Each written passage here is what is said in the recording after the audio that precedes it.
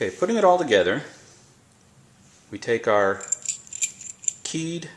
re-keyed core, re-keyed with our new key, with the key in place so that the pins are at the shear point, because if you don't leave the key in, the pins are going to be sticking up and low and you won't be able to get it back into the cylinder. We get our cylinder again, with the follower still in it, of course, and we line up the core with the follower, don't push yet, so it's all 12 o'clock lined up with this, with the pins and the springs, which are in this right here. They're all lined up. And I take the core and I turn it back to about 10 o'clock. Too far and the pins will fall out. But once it's in that position, I'm clear to slide it through the cylinder and back into place, like that. Okay? Now here's where things can really go wrong for you.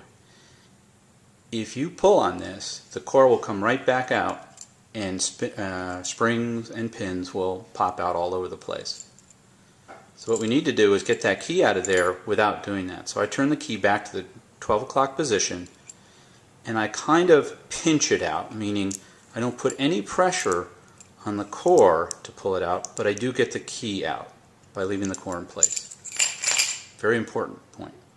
But now the core can't slide out because now the pins are all by spring pressure in different positions and the key is locked. But I do need to put my C-clip back in. So just position the C-clip like this, push on it, it snaps into place, and we can test it again. New key slides in. It shouldn't bind. The key should turn smoothly without binding it off. If it binds, something's wrong. There's a key in there, there's a pin in there that's not quite the right length. Now the whole point of this was to re-key the lock, meaning the old key will no longer fit. So let's see if that's true. Here's the old key. It slides in, of course, but it doesn't turn. It doesn't turn because now the pins are different and no longer match the cuts on that key. So we've accomplished what we set out to do. But now this cylinder has to go back into the lock. And here's the trick with that. So the lock, you can see inside the lock, there's two places where these springs will clip. This way or this way. You always want the keyway to be right side up, meaning the pins are pointing up and the springs are up. What happens if you do it upside down? Not a huge deal. It's sort of just a technicality. But a good locksmith will always key it so the pins, when the lock is in the door, the pins are on the top. What that means is you need to know which way this fits in the door. And that's important because this only goes in one way.